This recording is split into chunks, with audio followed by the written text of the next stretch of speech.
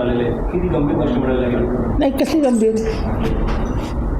महाराष्ट्राची परंपराच बदलली. महाराष्ट्रात आता फक्त सगळं फुटतंच.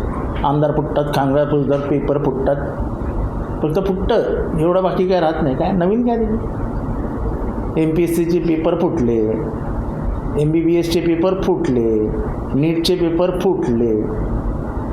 आम्हाला गांभीर्यच नाही कसलं, आणि लोकही आम्हाला गांभीर्याने घ्यायला तयार नाही. सरकारला लोक जेव्हा गांभीर्याने घेत नाहीत तेव्हा असे प्रकार बिंदास चालू असतात, बिंदास. त्यामुळे याच्यात काही प्रतिक्रिया काय द्यायची, परत तेच होणार.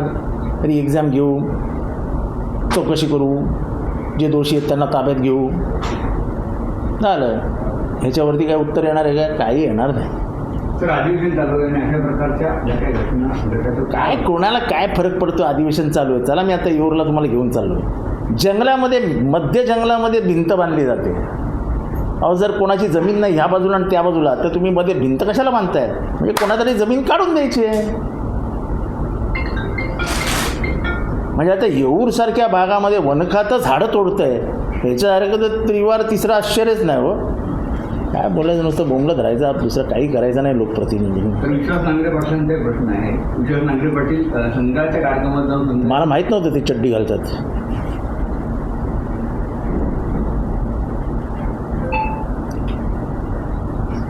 परंतु पाहिलं तर नीट पेपर फुटीनंतर जे आहे ते हा जो CET पेपर फुटी प्रकरण आहे त्यामध्ये प्रशासनाने खऱ्या अर्थाने गंभीर दखल घ्यायला हवी होती. अशा प्रकार घडू नये म्हणून तर देखील पेपर फुटी असं आहे की सरकारला गांभीर्याने काही घ्यायचंच नाही. आम्ही निवडून येणार आहोत, मशीन आमच्याकडे आहेत, पैसे आमच्याकडे आहेत, पोलीस आमच्याकडे आहेत, ज्या यंत्रणा निवडणुकीसाठी कामी लागतात ते सगळ्या यंत्रणा आमच्याकडे आहेत. आम्ही निवडून येणारच आहोत. पेपर फुटले काय,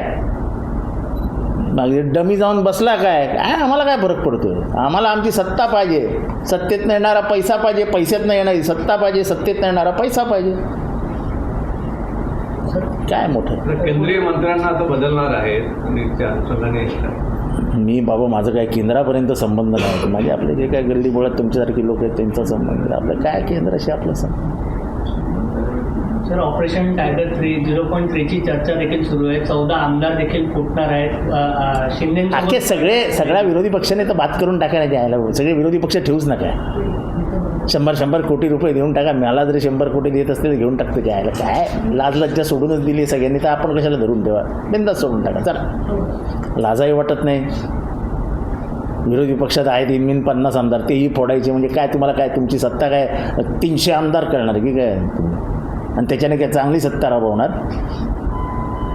सक्षम विरोधी पक्ष नेता, सक्षम विरोधी पक्ष हा चांगल्या लोकशाहीची ताकद असतो.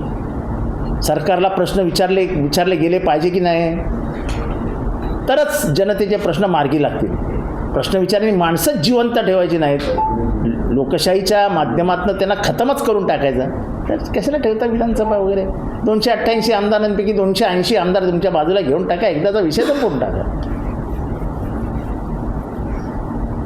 राष्ट्रवादी काँग्रेस फुटणार ह्या भीतीने. अहो, सगळं फुटणार, कोणीही फुटणार, काहीही फुटणार. फुटू द्या.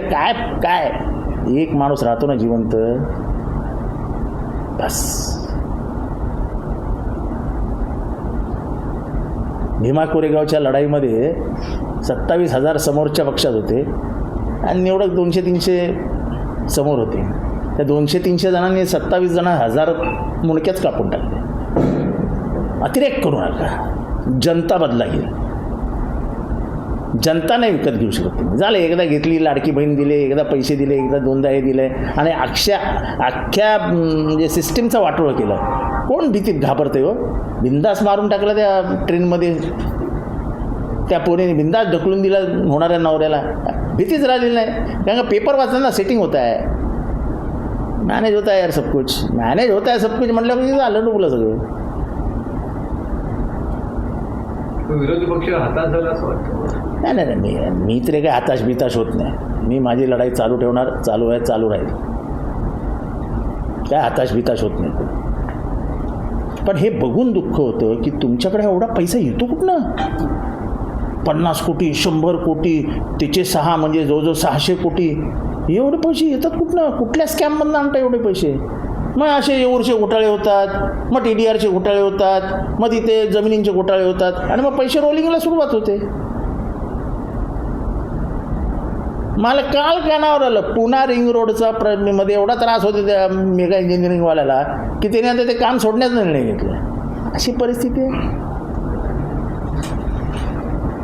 मग मेगा खरं तर मेगा याला लायकीचाच नव्हता एवढी कामं देण्याच्या, पण दिली तुम्ही. अरे कमीत कमी त्याच्या मागे तर उभे राहा. घेतले ना ॲडव्हान्स सगळीकडनं,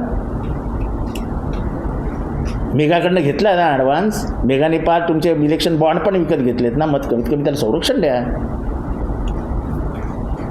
चला तुम्हाला येऊरला घेऊन जातो आणि दाखवतो कशी मध्ये भिंत उभी केली आहे.